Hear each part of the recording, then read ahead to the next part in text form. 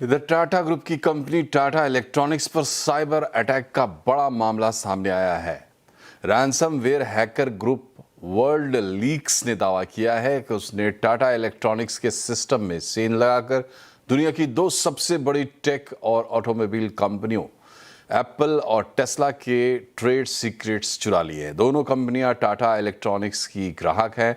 इस पर ज़्यादा जानकारी के साथ जुड़े हैं सीएनबीसी टीवी 18 की रचना धनराजानी। रचना, ये बताइए कि पूरा मामला क्या है और अभी तक क्या क्या बातें सामने आई है।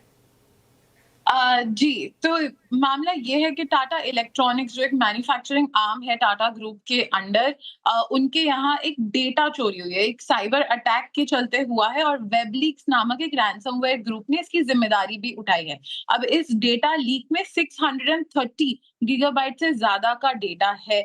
अब उसमें एक सेंसिटिव बात ये है कि ये सिर्फ कोई मामूली डेटा नहीं है। अब इसमें जो 3 बड़ी चीजें सामने आई है इस डेटा लीक में, पहला तो डेटा में देखा जा सकता है कि एप्पल के नाम के फाइल्स और फोल्डर्स हैं, जिसमें एप्पल सर्किट बोर्ड्स के कॉन्फिडेंशियल फाइल्स लीक हुए हैं। उसके अलावा टेस्ला के डिजाइन्स हैं जिसपे कॉन्फिडेंशियलिटी का स्टैंप लगा हुआ है और इतना ही नहीं, यहाँ तक कि एम्प्लॉय के पासपोर्ट की स्कैन कॉपीज भी लीक हो चुकी है और ये सारा डेटा डार्क वेब पे अब बेचने के लिए रखा गया है। अब यहाँ पे दिलचस्पी की बात ये है कि ये डेटा लीक आज या कल में नहीं हुआ है। ये हुआ है 10 जून को। लेकिन कंपनी ने, टाटा इलेक्ट्रॉनिक्स ने सामने से आकर स्टेटमेंट सिर्फ कल जारी किया, यानी 22 जून को, जब ये बात डेटा लीक की डार्क वेब पे पता चली, जब हमने रिपोर्ट्स देखी, रॉयटर्स ने इस बात को सर्फेस किया, उसके बाद जाके टाटा इलेक्ट्रॉनिक्स का। और जो ये स्टेटमेंट भी अगर देखेंगे तो ये काफी केयरफुली वर्डेड, काफी नपातुला सा स्टेटमेंट है जहाँ पे वो कह रहे हैं कि कोई असर नहीं होगा।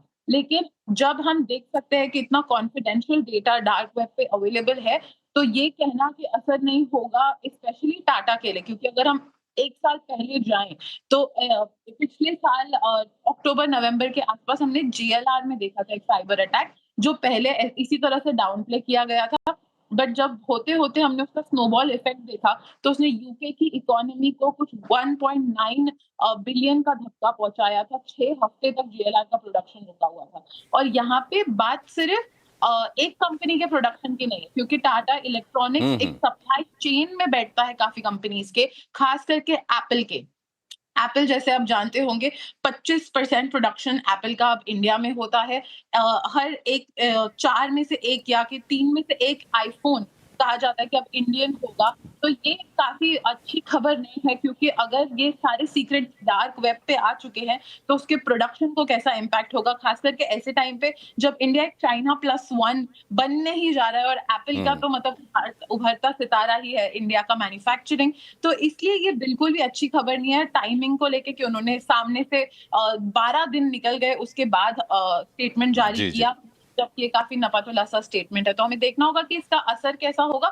बट जैसे हम बात कर रहे हैं अभी, डार्क वेब पे अभी भी वो डेटा है। एक हम्म। रैनसम की बात आई है सामने, जबकि कंपनी ने माना नहीं है कि रैनसम की कोई माँग हुई है, लेकिन एक रैनसम की भी माँग चल रही है। उसके अलावा एप्पल ने अपनी तरफ से एक इन्वेस्टिगेशन शुरू किया है देखने के लिए कि ये साइबर अटैक का कितना ज़्यादा इम्पैक्ट उन पर हो सकता है। तो एप्पल, टेस्ला और जो भी टाटा इलेक्ट्रॉनिक्स की सप्लाई चेन में, जो कि आप देखेंगे पिछले काफ़ी महीनों में काफ़ी एमओयू साइन हुए हैं, काफ़ी सेमीकंडक्टर कॉन्ट्रैक्ट ठीक साइन है। हुए हैं। तो ये अ, इस डेवलपमेंट को हमको और आगे देखना पड़ेगा। बट फिलहाल जी यही जानकारी है कि एक रैनसम भी हो सकता है।